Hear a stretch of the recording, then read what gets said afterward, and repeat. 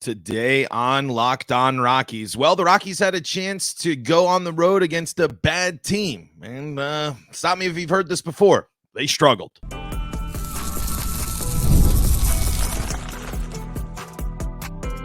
You are Locked On Rockies, your daily Colorado Rockies podcast. Part of the Locked On Podcast Network, your team every day. Rock on Rockies fans, welcome into the Locked On Rockies podcast for today, the first day of July in the year 2024. I am your host of the Locked On Rockies podcast, Paul Holden, bringing you your daily Colorado Rockies talk right here on the Locked On Podcast Network, where you can find your team every day. And if your team is the Colorado Rockies, guess what? You are in the right spot, because that's what we do around here each and every day, talking Rockies baseball, free and streaming for you all on your favorite streaming services and on the Locked On Rockies YouTube channel, where you can be part of the show. You can fire off your Rockies hot takes. You can let me know what's on your mind when it comes to the Colorado Rockies. And it's the easiest way to help the show grow when you subscribe, when you like the videos, when you tune in there on YouTube. But like I said, free and streaming on your favorite streaming services, folks. This is, of course, Locked On Rockies. We're going to be breaking down the White Sox series. We'll also be talking about Kyle Freeland and the big news, I think probably the biggest news outside of the game yesterday, and the Rockies DFA'ing Elehuris Montero, the as noted, the crown jewel, the biggest name, depending on how you look at it, in the Nolan Arenado trade. We're going to talk about that and more, all on today's episode of Locked On Rockies. Before we dive into all the fun today, Locked On Rockies is brought to you by Tax Network USA. Did you know that it is never too late to resolve your tax issues with the IRS? Don't wait. Reduce your tax debt and get help from a team of licensed tax professionals. Call 1-800-549-1000 or visit tnusa.com/lockedon.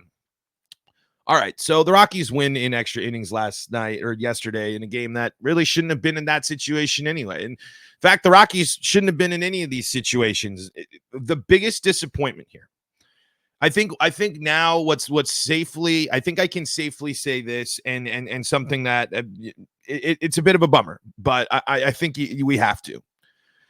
I overestimated the Rockies in 2024. I really did. I sat there and I didn't believe into as much as everyone else did, as much as a lot of the pundits. I knew they were going to be bad. But to be basically embarrassed by the Chicago White Sox in this season is a massive problem. It's a huge problem. The lack of offense against a team that struggles in both categories, just like the Rockies do. The White Sox have some really solid pitchers in there. They do have some guys that can strike.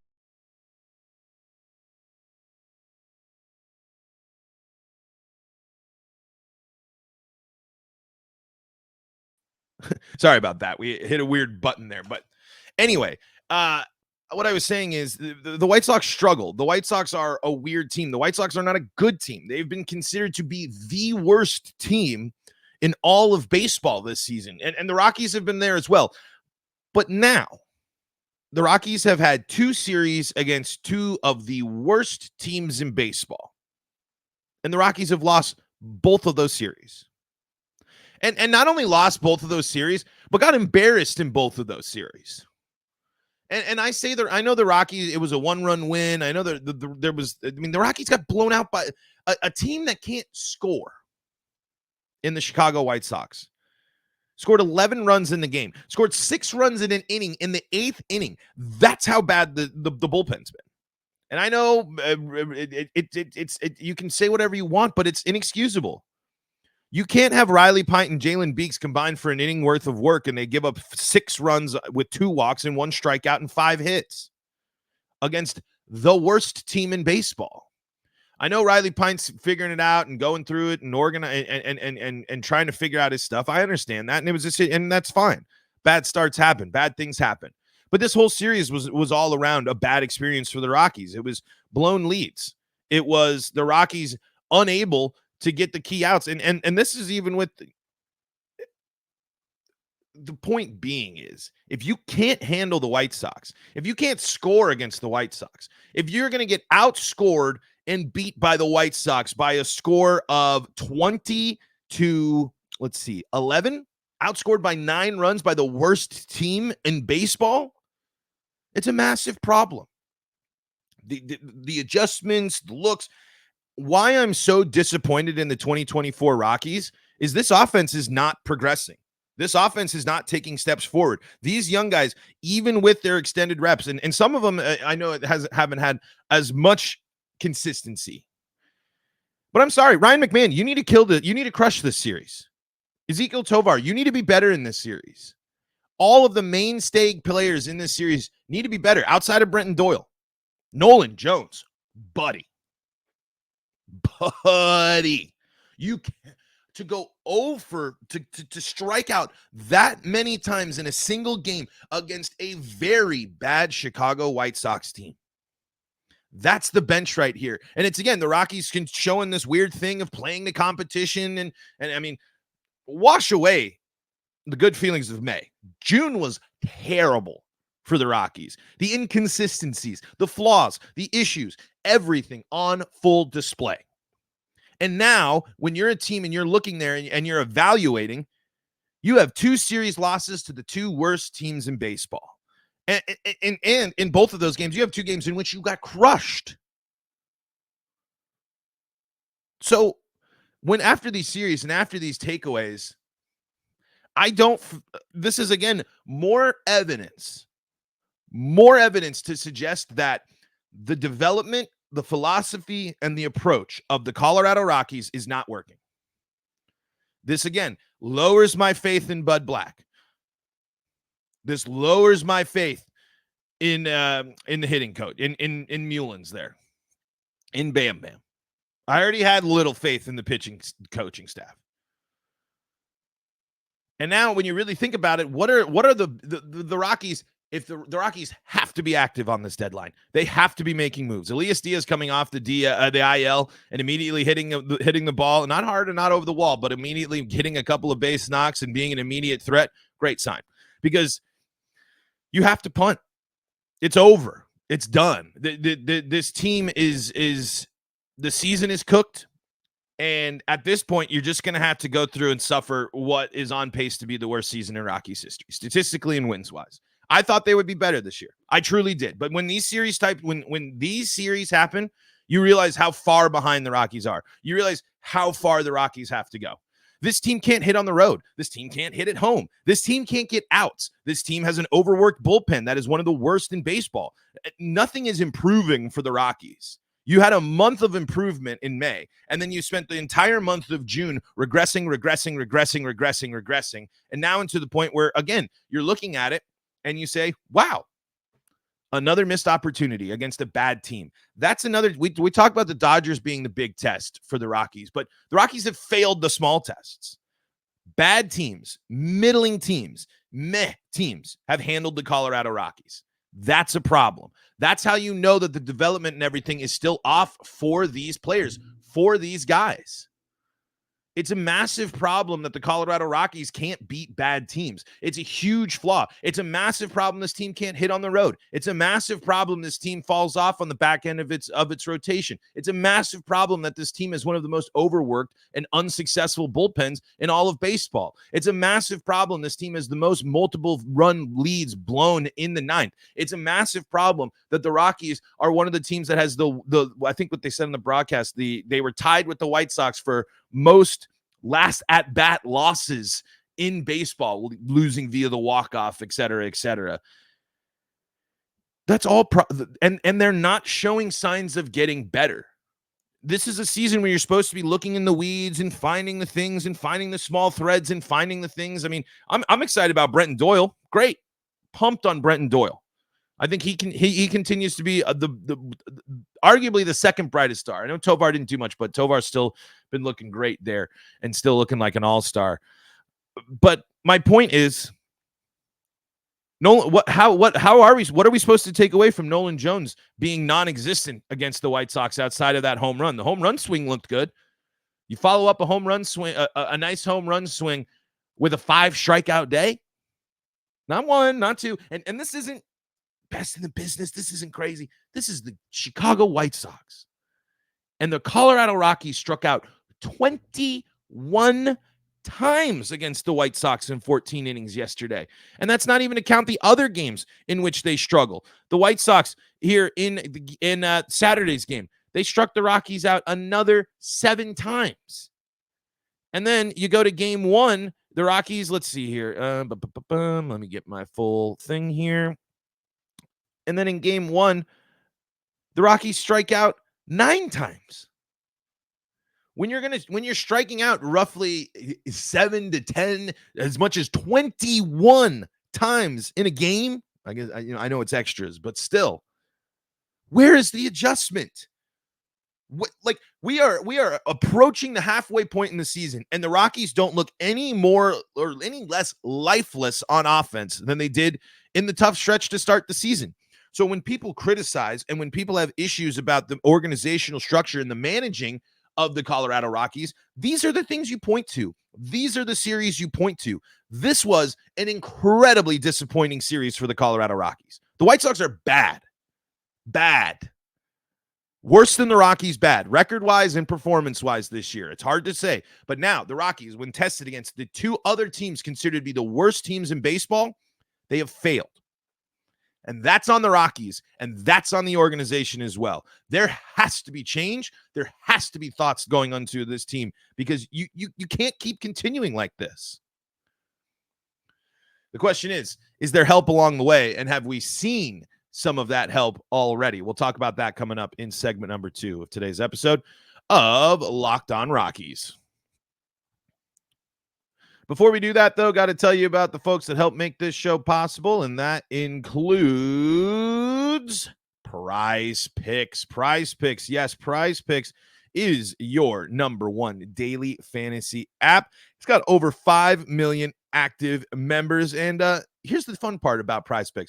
Maybe you got that friend that's really locked in, focusing all their time and energy into fantasy sports and the lineups and all that stuff. Well, guess what? PrizePicks, it's just you against the numbers. All you got to do is pick more or less on 2 to 6 player stat projections and watch the winnings roll in. Maybe for the Rockies, maybe you're not confident against them going up against a Brewers team. You can pick Rockies hitters and go less on the hit categories. Maybe you can go on the strikeouts for Brewers pitching. You can mix and match and create the line that you love there at PrizePicks. You can turn get 100 times your money with as little as 4 correct picks. You can turn $10 into $1,000. PrizePicks is available in more than 30 states across the country, including California, Texas, and Georgia. Download the PrizePicks app today and use code LOCKEDONMLB for a first deposit match up to $100.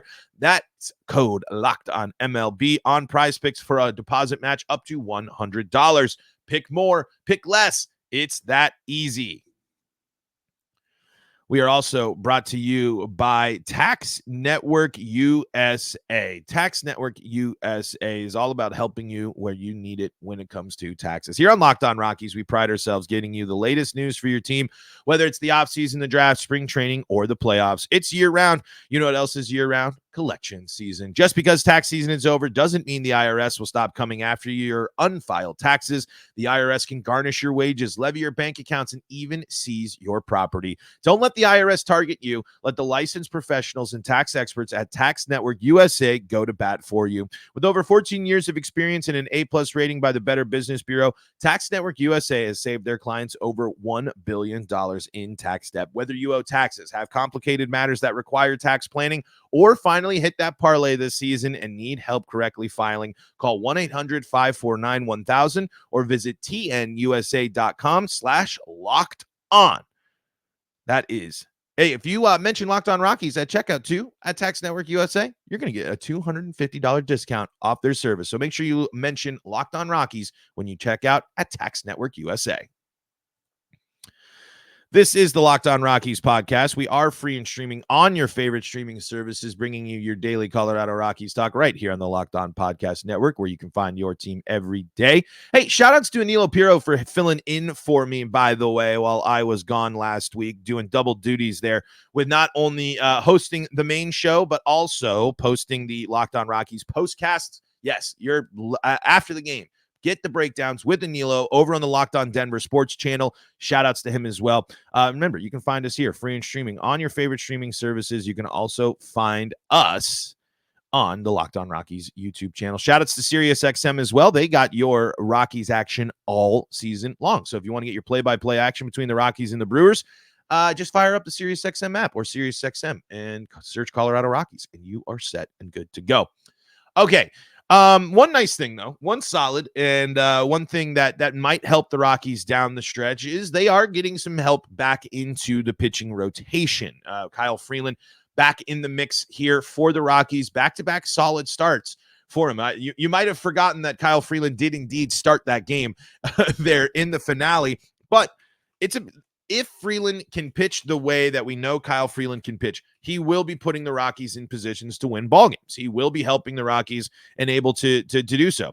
I don't necessarily think that it's going to entice people to trade for him. I don't think the Rockies will move Kyle Freeland.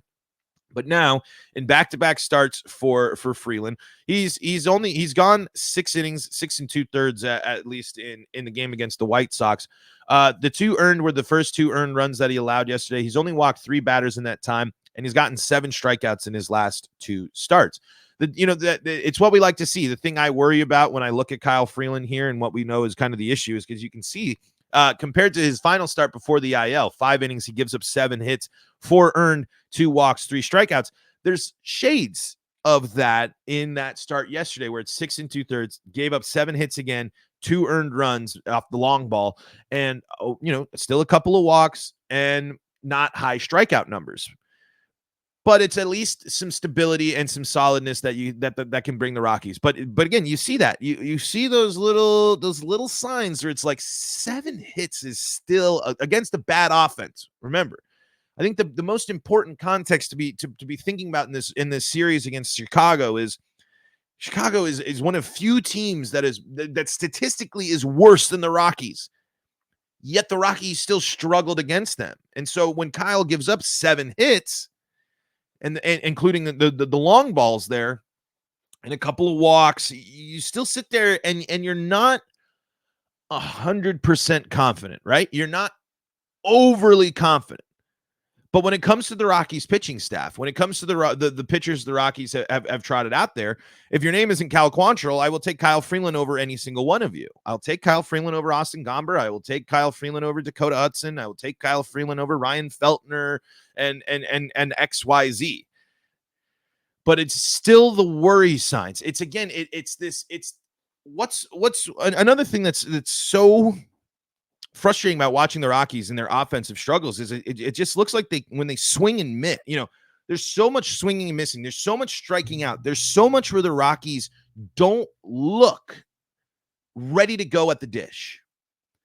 And it brings, I've made this point again. When the Rockies themselves don't have a flamethrower strikeout caliber pitcher, when the whole mindset of preparing and approaching to play the Colorado Rockies is get your pitch, wait for your pitch, and get it and drive it. Because this team isn't going to mow you down with a bunch of strikeouts. This team isn't hitting you with the best in the business, elite stuff, the best breaking, the best this, the best that. So when you see Kyle Freeland go out there, and when you see that line like last night, and you see 7 hits, you're just like, I just want the Rockies to miss some more bats. I just want the Rockies to be able to put the opposition on their heels sometimes. And it doesn't ever really feel like that. With the issues and with the bullpen struggles, especially, it's hard for the Rockies to ever really feel like they have complete control of a game. With the amount of 5-run blown save big last 9th and 8th innings we've seen this season, this team just doesn't instill the confidence in these close games. So when the Rockies are playing close games like they did for, most of the series outside of the game that got away late, another late implosion by the bullpen, I'm not confident in the Rockies hanging on and winning those games. I'm not confident in the Rockies winning the 6th through the 9th innings because I think their starter runs out of steam, and then the bullpen comes up, and with their issues, the bullpen has control issues, so free passes are a thing. / they can't strike out a lot of people. There are some members of the bullpen. Vodnik can do it, but look what happened to Vodnik in yesterday's game. Comes out and he overthrows 5 pitches. He walks in the tying run. So while Kyle Freeland isn't the best pitcher, Kyle Freeland at least brings stability, a little bit more, and a little hope that this team is going to be able to get a starter that can go the length. But this philosophy of pitch to contact with everybody is clearly flawed. The Rockies' pitching philosophy is flawed. The Rockies' approach to the game, to pitching, is flawed. And it's another reason why I sit here and when you're talking about confidence in the coaching, confidence in the organization, these are the things. My pitching-minded head coach is not developing these pitchers. And I understand the pitchers he has, but he's had some of these guys for a bit, and they haven't been able to change and adjust their games to get there. But to see Kyle come back after injury is a solid, and for 2 back-to-back solid starts of 6+ innings, that's what the Rockies need from Kyle Freeland. If Kyle Freeland lets up only 2 and 6 2/3, that's all right, because your offense has to be good enough to keep you in that game, especially against bad teams like that. But the problem is, when the pitching is good, the offense is crap. When the pitching is crap, the offense is good or crap. There's no consistency. There's no melding. There's no full game being played by the Colorado Rockies. But at least they're getting some help in the starters.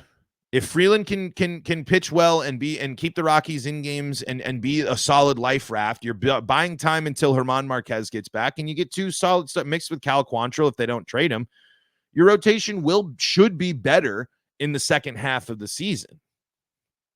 But they also have to adjust there. They also have to hit their spots. They also have to show us something, because German hasn't pitched in a while. And he's not going to have the offense he's used to backing him up. Well, I guess he's pretty used to the offense not being good. But German hasn't been pitching as much in these real tough times since the injury early last year. So we'll see what difference that makes. But, man, it is just it's just so frustrating watching the Rockies strike out 20+ times against bad teams and knowing that they can't. A 10 strikeout day for Rockies pitching, it would be a godsend. Well, we'll see. We'll see how the impact of Freeland impacts the rotation going forward. We'll see if the Rockies are able to get some good starts out of their starters. We'll see if they can start getting some strikeouts. It is the pitching woes, the pitching concerns, very much still a thing. All right, let's talk about the big Rockies news from yesterday. Elehuris Montero, DFA'd. What does it mean? What does that possibly mean for the Rockies? What does it mean for Montero? What is going on when it comes to Monty? Let's talk about that and more coming up on today's episode of Locked On Rockies. Before we do that, though, got to tell you about the folks that help make this show possible, and that includes FanDuel. I love sports. I love them so much. I never want them to stop, but it's the playoffs. They've winded down in those other sports, and there are fewer games, except for baseball. And the sports, well, they're not sportsing like I like to. The other sports, baseball, obviously full swing and plenty of action to bet on. FanDuel. But FanDuel lets me keep the sports going whenever I want. All I have to do is open the app and dream up bets anytime I'm in the mood. And this summer, FanDuel is hooking up all customers with a boost or bonus daily. Yes, that's right. A daily bonus or boost for you at FanDuel. Checking out the Rockies money line, checking out them Ryan McMahon props, checking out the Brenton Doyle props, hits, steals. You know you're thinking about Brenton Doyle hits and steals when it comes to FanDuel. Head over to FanDuel.com/lockedon and start making the most out of your summer. That's FanDuel.com/lockedon and start making the most out of your summer. The odds aren't great for the Rockies against the Brewers here, but you never know. A nice little parlay. See what you can cook up there at FanDuel.com. FanDuel.com/lockedon. FanDuel, official sports betting partner of Major League Baseball. This is the Locked On Rockies podcast. We are free and streaming on your favorite streaming services, bringing you your daily Colorado Rockies talk right here on the Locked On Podcast Network, where you can find your team every day. And if your team is the Colorado Rockies, you're in the right spot. Remember, all your Rockies action available to you on SiriusXM and the SiriusXM app. And the Locked On Rockies postcast, hosted by Neil Lapiro, is on the Locked On Denver Sports channel there. After the games, he's breaking it down. You don't want to miss it. Okay, so the big news, big news, and I know it took us a while to get to it, but Elehuris Montero is DFA'd. There's a good chance that he gets back into the minors. I think that's most likely how this is going to go, is that he'll end up back in the minors. But another team the point is Montero needs a change of scenery. I truly think that. I don't think that this is going to work. I don't think that the path is there. The Rockies have not been able to. They want Tolia there playing first base for the defense.